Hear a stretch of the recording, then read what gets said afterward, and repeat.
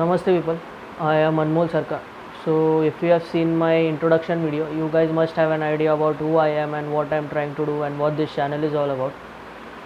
So, and if you have not seen that video, for Facebook I'll share the link in the comment section, and for YouTube in the description below. Please like and subscribe to my Facebook page as well as YouTube channel. And without wasting any further time, let's get straight down to today's topic then. So in last video, if you have watched the last video, you guys must have known that I was talking about how the two-pronged strategy was there to decouple the Tamilian traditions, and the other person, Caldwell, who invented a race known as Tamulian, and Ellis and Campbell, that duo, were successful in decoupling the Tamilian language and giving it an own identity. So we talked about how an overview of how they tried to Christianize Thirukural as well as project Shaivism as a distinct religion apart from Hinduism, and tried to decouple it from mainstream Hinduism. So in today's lecture, or in today's video, we will go in depth into how this Caldwell was trying to Christianize Thirukural and what were his words, and who was G.U. Pope, and another evangelist Indologist. So what was his contribution in Christianizing Thirukural? And the second topic is, we will see how the Hindu nature of Thirukural was erased and it was mapped into Christianity. So let's start. So George Aglaw Pope. Okay, so this guy G.U. Pope, George Aglaw Pope, was another legendary missionary Indologist who played the lead role in claiming Tamil classical literature to be un-Indian or un-Hindu. Means he tried to show that the old Tamil literature was not Indian, or does not have any Indian roots or the Hindu roots. So this guy and linked it to Christianity, as I said. Pope's first translation, this guy G.U. Pope, first translation was of the Tamil classic Thirukural, or often simply called as Kural. We will just address it as Kural, which is the Tamil treatise on ethics and conduct written by great sage Thiruvallar. Okay, through the ages, this has been more cherished work in Tamil literature. If you go to South India, especially Tamil Nadu, and you ask them what is one Tamil classic which you are proud about, so anyone on the streets will say, only the first name which will come on their tongue is Thirukural. They will only say Thirukural. They will say how Thirukural is great and it was originated 2000 years back. So this guy G.U. Pope, what he did, that he said that once this decoupling of Kural from Hinduism had been achieved, Pope pushed the missionary case further, as he was trying to link it to Christianity. He declared that Thirukural was a result of Christian influence, that Thiruvallar was a great pioneer and learned ethics from Christianity. I don't need to tell what is going on here, as I have explained in the last video only. So he compared Thirukural and appropriated with the borrowing of a very, what we say, Christian theology named as Sermon of the Mount from Christian preachers. He appropriated it with the Christian theology, Sermon of the Mount. He said that we are quite warranted in imagining Thiruvallar, the thoughtful poet and ascetic, pacing along the seashore with Christian teachers. He wants to say that Thiruvallar was a disciple of Christian teachers. He used to roam in the beaches of Chennai and Madras and learn Thirukural from them, and imbibing Christian ideas tinged with the peculiarities of the Alexandrian school. Okay, and day by day working them into his own wonderful Kural. Then one Oriental book of much whose teaching is in echo with the Sermon of the Mount, as I've said, Christian theology, which is wrong. What we say, I don't know what to say now. You know the origin of Tamil literature and Tamil Sangam literature and how old they are and how old this Christianity is. He also declared that Thirukural derived his inspiration from Christian sources. He said that, he quotes that, Christian influence were at that time at work in neighborhood and many of the passages are strikingly Christian in their spirit. Okay, I cannot feel any hesitation in saying that Christian scriptures were among the sources which the poet derived inspiration from. So that this appropriation of Thirukural from Christian ideology led to erection of St. Thomas Church in Kerala. We will go into that in later chapters or in later episodes. He said that St. Thomas was a direct disciple of Jesus, preached preached Christianity in India in 52 CE, means 52 BCE. This will be but these ideas had been rejected centuries earlier in the mainstream by the mainstream Christian scholars also, but in today's pro-missionary Dravidianist scholars are again trying to imbibe that falsehoods and try to decouple Tamil traditions from the mainland Hindu or pan-India culture. Now I have said Caldwell also played a very important role in these distortions. So Caldwell, his words were, he quoted that, it may be expected that the Dravidian mind will ere long be roused from its lethargy and stimulated to enter upon a brighter career. If the national mind and heart was stirred to a great degree 1,000 years ago by diffusion of Jainism, it is reasonable to expect still more results from the propagation of the grand and soul-stirring truths of Christianity. Okay, so this is what he's trying to say. So basically, this guy Caldwell did not consider Jainism as a threat, because Jains were in minority at that point in time, but he considered Hinduism as a threat because of its major population and diversity. So he tried to link this Jainism with Christianity and gave it a Jain Christian, context to Thirukural. Okay. So to understand that, we have to understand the Hindu nature of Thirukural and how this was erased. One has to understand the unmistakable ethos of Thirukural in order to appreciate the damaging effect of distortion done by them. For example, Hindu Dharma recognizes there are 4 pillars of Hindu Dharma, that is, first is Dharma, second is Artha, third is Kama, and fourth is Moksha. Dharma means morals and principles, or we can call it as conduct. Principle and moral and conduct. Okay, appropriate conduct.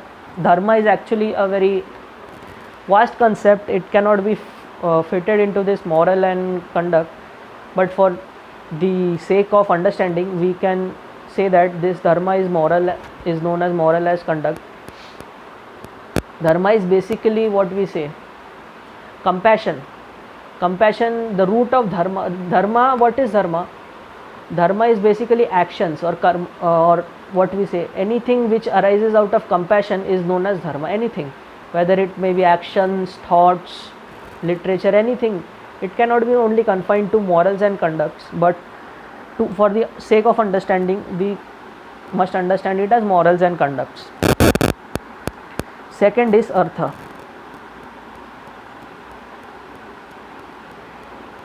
Artha means wealth management, wealth and finance management. How much wealth should be enjoyed, how much wealth should not be enjoyed, what is the appropriate all this calculation, all the economic dimensions was in the Artha. Artha does not, in today's Sanskrit, Artha means meaning. Artha was not meant as meaning, it was meant as wealth management.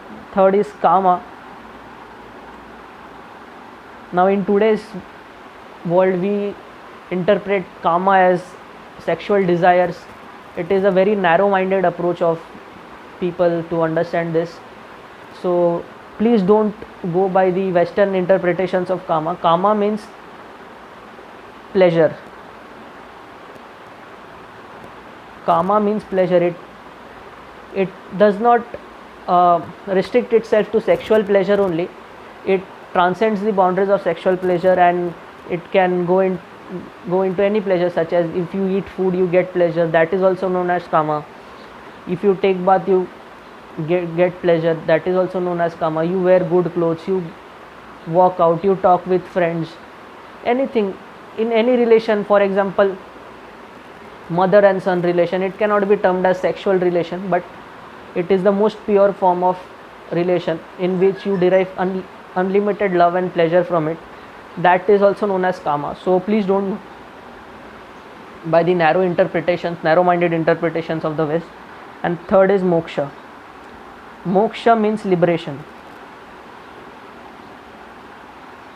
In ancient Indian philosophy, this is known as the ultimate goal, or this is the goal we should strive for in our life, that is in this life.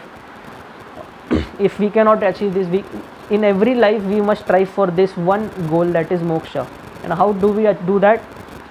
If we perform artha and kama, okay, listen to this very carefully. If we perform our artha and kama responsibilities in accordance with dharma, then moksha we will automatically get moksha. It is said that moksha did not have a separate path or something or separate way, but if we do these two things in accordance to dharma, we will automatically get moksha. So that is what they are trying to say. Now we have to understand how this thing was distorted. So in Thirukural, in book number 3 of Thirukural, around 250 couplets were dedicated to this kama purushartha, that is means by the what are these purusharth means skills or what capabilities or talents, what are the talents which was needed or what skills we must use in accordance to dharma to enjoy this kama. Or kama means material pleasures, may it be sexual pleasure, may it be food, may it be wine, anything, so or intoxication, anything. Kama, so the skills which we were taught to enjoy this kama was described in around 250 couplets in Thirukural's third book number 3. Okay, so and this was diametrically opposed to the Protestant Punitarism, means Protestant theology, okay, professed by missionaries like G.U. Pope. So what they did, that this Pope said that Thirukural only talked about the first three construct, that is dharma, artha and kama. It did not talk about moksha, which is false. It also talked about moksha. He simply deleted that moksha part and said that it did not talk about moksha. So it is an inferior concept to that of Christianity, okay, which is only flawed. After this series I will go into detailed analysis of how this Christian ideologies is flawed, okay. So additionally, Kural refers to Puranas and other Hindu texts in many couplets, okay. In Thirukural, many Hindu texts and couplets and Vedas were given reference to. For example, Hindu gods were also given reference to in several couplets, that is Indra was glorified in one couplet. There was obvious reference of measuring the world by Vamana. Vamana is an incarnation of Lord Vishnu. Kural states that the goddess of wealth resides in the houses of men who show hospitality. It warns that against sloth of something disrespectful against Lakshmi. It means that Lakshmi also resided in Kural, or the reference to goddess Lakshmi was also there in Kural.